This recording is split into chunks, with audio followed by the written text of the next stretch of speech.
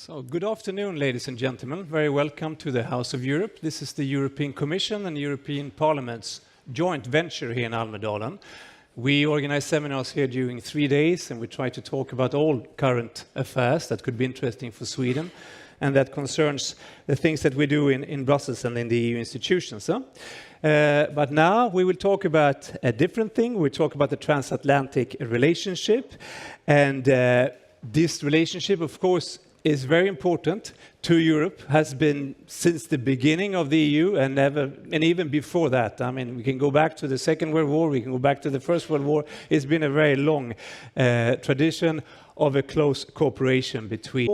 Any particular reflections, any topics you picked up? I know a lot of things are in Swedish. It might be hard to follow, but I hope that we are polite enough to do something in English here, apart from this thing. Okay, I'll go first. First time here, I think, for both of us. Yep.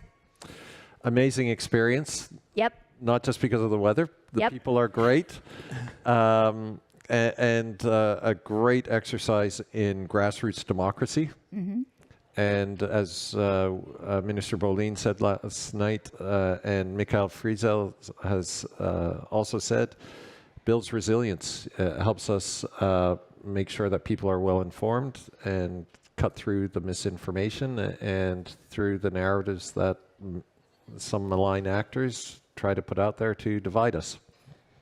Exactly. Almedalen is amazing. I've got more steps in the last 2 days than I anticipated. I am so lucky to be up on stage with my best friend in Sweden, the ambassador. Big hugs. We walk my dogs on Sundays after church. So his wife is actually the ambassador to Germany. And so she's in Berlin with her daughter, and he's here. We're in Stockholm a bit. So when he's not visiting his family, I make him go out and visit my family, Lola and Mario, my 2 dogs. But Almedalen is great. I wish we had something like this in the United States. It's absolutely wonderful to have the exchange of ideas and to get all the different viewpoints. So thank you for having us. Thank you for coming. And it sounds like you would like to come back next year. I hope we can see you here again. Absolutely. 100%. So there's been a lot, of course, of discussions about the EU-US relationship lately on different topics and so on. Could you help us? Could you describe, Ambassador, a little bit how you see the relationship between the EU and the US today? Challenging. It is challenging. Yeah, yes. but I will tell you that the trade relationship between North America and Europe is the biggest in the world, and it is the most important in the world, and it's something that we need to treasure and protect. I think in my case, and my president is a disruptor, and he is doing things that every president said they wanted to do over the past 70 years, but didn't really have the energy or the verve to do it. And he's made some changes that have shaken up things. Perhaps he hasn't done it in the way that one would like and used some of the rhetoric that one would like, but he's doing a lot of the things that needed to be done, which is creating a lot of challenges. But as I tell people every day in my work, I was charged to come here to make Sweden and America together more safe, more secure, and more profitable. And that's what I do every day. And my focus is completely on defense and trade. And I'm hoping that we can break down some of the barriers that the EU is trying to put up. And I think Sweden is agreeing with us because it is a total free market economy. Rob? Well, thanks. So Canada, EU? Exactly. So we've had our free trade agreement in place since 2017, provisionally implemented. 98% of tariffs gone, trade in goods up 65%, services 90%. Bilateral trade reached $180 billion with the EU in 2025. That's great. Sweden, our goods trade has gone up 135% from 2016. Services, so that's 6.2 billion, services 2.2 billion. We are building and deepening the relationship. We've got security action for Europe, SAFE. Canada's the only non-EU member. First Canadian company just got a contract under SAFE with Poland. We're working on stronger supply chains, more cooperation on standards and regulations, I think, and NTBs is where we want to go in the next phase, deepen and modernize the relationship. But I also want to underscore it's not an either-or equation. It's not a zero-sum equation. Our Prime Minister has directed us to double non-U.S. trade within 10 years. 10 minutes. It feels like 10 minutes. That doesn't mean diminishing U.S. trade. That means growing the overall trade. And as we'll probably get into, our economies are so integrated, and we need to rely on secure, stable partnerships.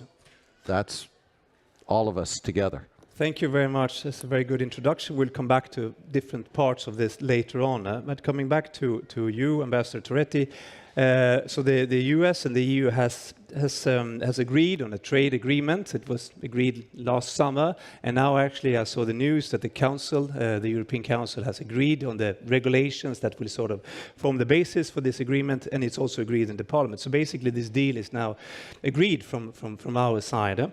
And how do you see this trade relationship, and what can it give us in the future?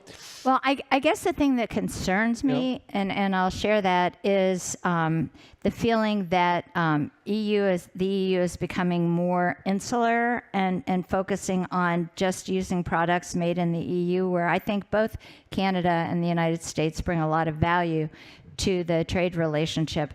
That's concerning. There are regulations that have been floating about. One has to do with methane. Another is deforestation. They will severely affect the ability of Central Europe to do business over the next 10 years. They're great in concept, but in application, it's a bit frustrating. So we're really struggling with how to work with the EU on continuing to make Europe competitive in the manufacturing sector. The deforestation issue is an issue in some countries, but not in others. And for instance, Sweden, Canada, and the U.S. find it problematic. So those are things that we're looking at. We have a fantastic ambassador, U.S. ambassador to the EU, who was a very, very successful business guy, very pragmatic. He's come and spent time in Sweden with us, talking to all of the various constituencies about things that need to be done. And I believe that it's only through communication that we can work together to advance all of our goals. And as you mentioned, Ambassador Sinclair, the EU and Canada has a very comprehensive trade agreement since 2017. And the trade in services and goods has increased a lot since then. How do you foresee the future? What can we expect next? You mentioned a few of these things, but maybe you can develop a little bit further. Yeah, so we've got the starting point was the strategic partnership agreement with the EU and our trade agreement. Two angles to that. Now we've got our strategic partnership of the future and a security and defense partnership.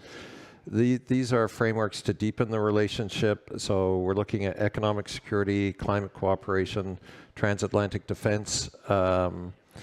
I think what you will see is a lot of work to identify optionality in various sectors, supply chain and critical strategic capabilities, and drill down into those. And there's been a lot of talk, people say, hey, Canada, join the EU. Well, we do have a land border with the EU now, Tartupaluk Island, Hans Island. We split it down the middle with the Kingdom of Denmark. But let's be real, legally, that's just not going to happen, Canada joining the EU. Sorry to disappoint everyone. But we will get absolutely as close as possible, because options in today's world are a good thing. It builds resilience throughout our systems, and it's not an either-or equation. So I do see work on critical minerals and energy. We've got a EU-Canada economic security dialogue that we're going to work on a digital trade agreement. These are some of the areas that I think we're going to drill down into the nitty-gritty and get us as close as possible. Thank you very much. If we move on to security, or rather defense spending and defense industry, which is an area where the EU, the US, and also Canada are deeply connected, or the industries are deeply connected. We can see that the EU member states are now spending a lot of money to develop capabilities and also to increase their defenses. And this is, of course, a result of the Russian invasion of Ukraine in 2022. But how do you see these ties, and what can we do to further improve this cooperation when it comes to defense industry? Well, again, I go back to communication, and for me, I am not EU focused. I am totally Sweden focused. Oh, yeah. So I just need to put that out there at the beginning, and to tell you that I believe that Sweden, for the United States, is the best partner anyone could ever have.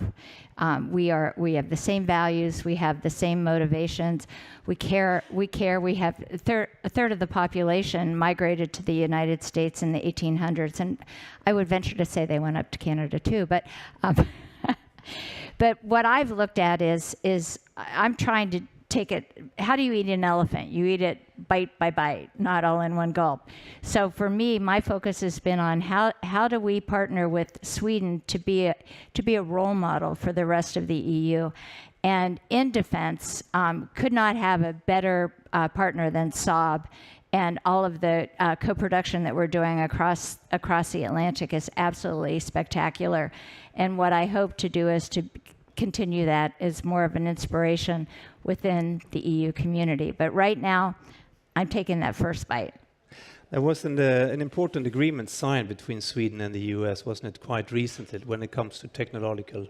There were two. One was signed in March. It's called Pax Silica. It's all about the critical mineral supply chain into the AI sector. But then the second was signed on May 22nd in Helsingborg at the NATO Foreign Ministers meeting. And what it is called the Technology Prosperity Deal. And it focuses on AI. It focuses on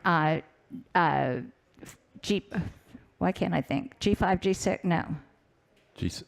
What's tech? I can't even think. Anyway, forget that. Sure. Biomedical. It focuses on space dialogue, which is very important. I don't think people realize how important space is going to be in the future with satellite launches from all over Europe, especially in the Nordics, where we can go polar, and that would be on a defense and a communication sector. 5G and 6G was what I was trying to think of. That's one of the other areas that we're focused on, as well as quantum. And the second agreement, the TPD as we call it, is very specific, and it's the first one to be signed within the EU, and we hope there will be many more. We hope that Sweden is the inspiration. And frankly, it has been with the Pax Silica, the critical mineral supply chain agreement, because today and I believe tomorrow we've got a lot of people meeting for the Pax Silica conference in Washington, and many countries are actually signing. 3 European countries will be signing into this as well, inspired by Sweden, followed by Finland, blah, blah, blah, blah, blah. So. Sounds very promising. Coming back to Canada and you, Ambassador Sinclair. So as you said yourself, I mean, you have a strategic partnership with the EU, and as a result, you're now the first non-EU country to join SAFE, which means that we can use, or the member states can use the money that they borrow from the EU to buy military equipment from Canadian suppliers, basically. What does it mean for this industry in Canada? So the Canadian defense industry, 81,000 jobs, about $10 billion. We've got about 600 SMEs in Canada that support the defense industry. For Canada, what our policy priority right now, I would say, in terms of defense supply chains is something called the Defense Security and Resilience Bank. What we've observed is you now have NATO, all of NATO basically, 31 out of 32, committed to 5% spending. Canada's well on track to, we've already hit 2%. We're going to hit 4% by the end of the decade. You got a lot of money pouring into demand side, and that's going to create inflationary pressures and bottlenecks. And if Ukraine has demonstrated one thing, it's our inability to properly tool Ukraine and the speed of innovation that's necessary. And so this Defense, Security and Resilience Bank would be a multilateral bank, $20 billion paid in capital, AAA credit rating to underwrite and unlock private sector loans to SMEs so that they can scale up, they can innovate at speed and at scale. And then long term, that gives us better value for the money that we put in because it reduces the inflationary pressures on the supply side. So that's our big priority, and we're very keen for Sweden and others to join. Thank you very much. Very interesting. We will now move on to security policy. And as we said initially, or at the start, of course, there has been a shared security interest for many, many years over the Transatlantic. Many EU member states are members of NATO, of course, and so are Canada and the US, obviously. What do you think, what are the main threats to our common security as partners across the Atlantic? We'll start with you, maybe. Threats to common security. I don't really see that many. I think the invasion of Ukraine on February 24th, 22 was a pivotal moment for all of us to understand who the enemy really is. And for people in North America, Rob's been in diplomacy for many, many years, so he's much more sophisticated in this than I am. But I'd only lived in America. So when I arrived here in October, it was a real eye-opener for me because when I arrived, I could actually feel the heat of Russia on my neck, which you don't really appreciate when you're across the Atlantic. So it's been profound. But I find that our cooperation in the security arena continues to move forward very well. A lot of what we see in the media is just that. It's media hype. I can tell you that we are working together hand in glove on the security aspects. I see that every day. Thank you. So completely agree with Christine. And I'll say Putin's Russia is a long-term threat. And there's a lot baked into that expression when I say Putin's Russia. In Canada, I will generalize a little bit and say public sentiment very much sees Putin's war against Ukraine as in those terms, whereas others more proximate to Russia, as Christine has just intimated, is Russia against the West, and that's a generational challenge. So, and I'm not going to. I use the term hostile acts instead of hybrid, because you talk hybrid threats, you're already putting yourself in a frame where you're not going to respond and you're playing the other side's game. So call it sabotage, call it assassination, call it disinformation.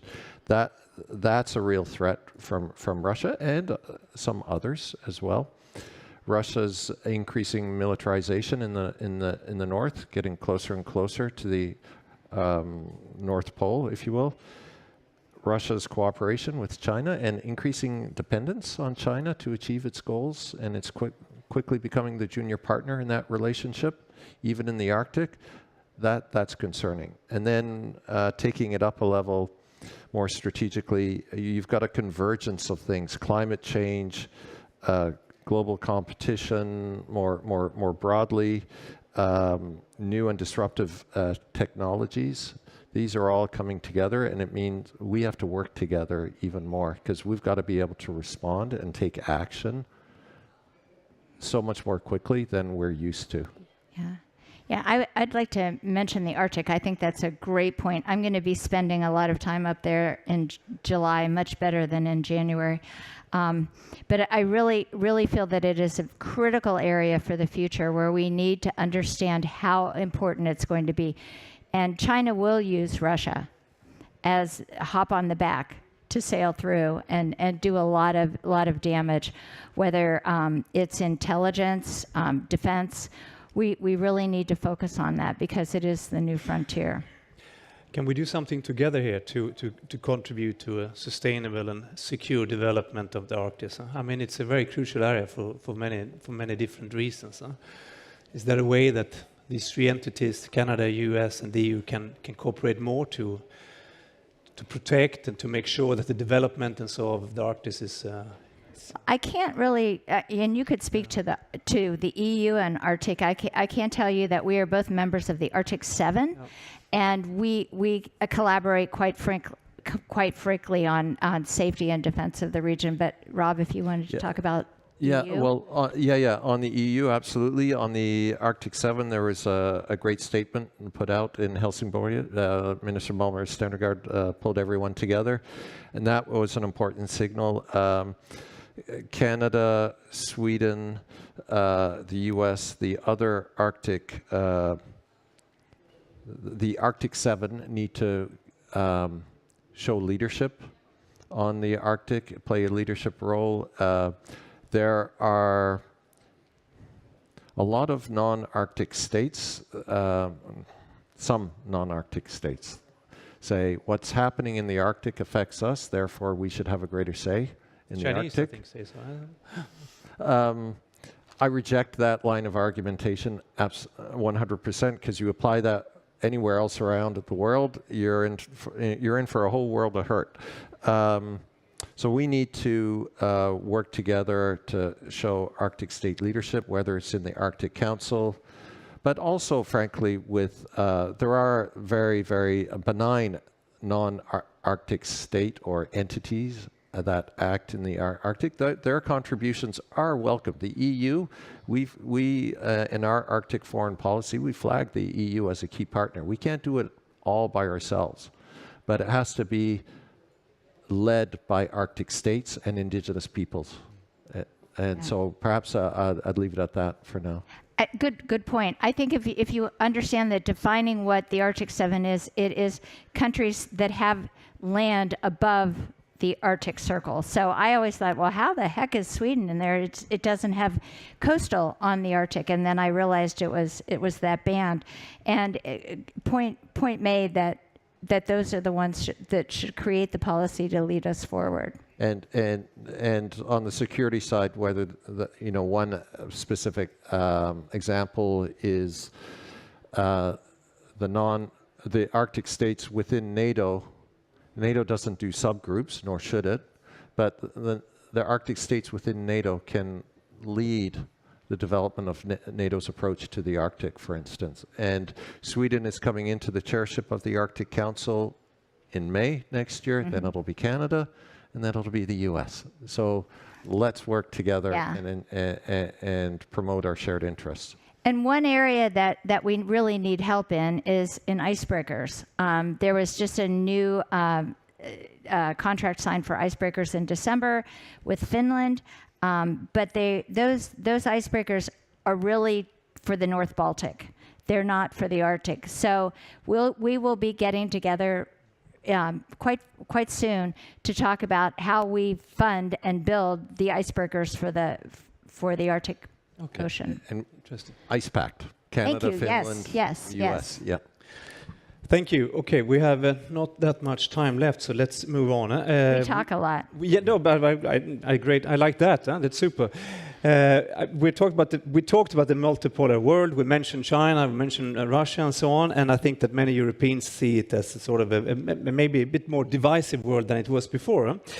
And many of us listened to the Canadian Prime Minister, Mark Carney, earlier this spring, or it was actually in winter in Davos at the World Economic Forum, and he talked about the middle-sized states, standing up for the middle-sized states. And I think that stuck, it resonated a lot with the Europeans. But maybe could you, Ambassador Sinclair, develop a little bit on what kind of world order, world view does your Prime Minister aspire to? So I won't. I don't want to speak for my Prime Minister. He usually speaks for me. I follow his lead. But in terms of the world order that Canada aspires to, our Constitution Act, Section 91 of our Constitution Act, has this great phrase in it: peace, order, and good government. And that gives to the federal government the power to legislate on any issue that is not defined as exclusively provincial jurisdiction. Peace, order, and good government, that's what we want. Stability, peace, order, predictability, that's what we're looking for. But we also have to recognize that the world is a more fragmented place. Things are changing quickly. There's opportunity in that. It's not all grim, as Christine has alluded to. It's a chance to look at our systems and institutions and make sure that they're fit for purpose, and that we're not complacent. So Canada is very much in the space of developing optionality, because that's resilience, and that makes us stronger. That makes us a better partner for the US. It makes us a better partner for the EU. It makes us a better partner for all of those with whom we share these fundamental values and interests. So peace, order, good government. You have life, liberty, and the pursuit of happiness. Exactly. A little more flashy, but that's what we aspire to. Yeah. Well, you could have been the 51st state, you know. Over to you, Christine. See how we get along really well. So I guess you also sign up to this view, or would you like to add anything to what Ambassador Sinclair said about the world order or the world view from No, I believe perspective? I believe that every individual should be offered respect and dignity, and I believe each country is entitled to that. And I go back to what I said at the beginning. It's only through honest communications and to be totally transparent that we can save the free world and save the democracy. Yes, please. I hope everyone in the audience and whoever's listening sees that we are in the business of making this relationship work, and we do not give in to these divisive narratives. We work on what's within our control, and that's making the relationship work. I think that is very apparent to all of us. It's been great to have you here, but before I let you go, I would like to ask you, if you have to choose one thing, what is the most important aspect of the respective bilateral relationship with the EU that you think we need to work on, or that we should prioritize over the coming years, or over the coming 2 years or something? Is there something particularly important that you would like to underline or highlight? I guess I would say park your egos at the door, communicate what is fundamental to all of us, and move forward. Very wise. Thank you very much. I will say implementation and action. Our leadership has public license to do things that were absolutely unthinkable just a short while ago. 5 years ago, Sweden's going to be in NATO. Really? So that public license, when our public gives our leadership, and we're part of that formula, the license to think big and do things, we have to deliver, because that license will be taken away very, very quickly. So we got to get things done, and the EU is a big machine. I think it's already working towards moving more quickly in the way it's addressing certain issues within the EU framework, and more of that would be great.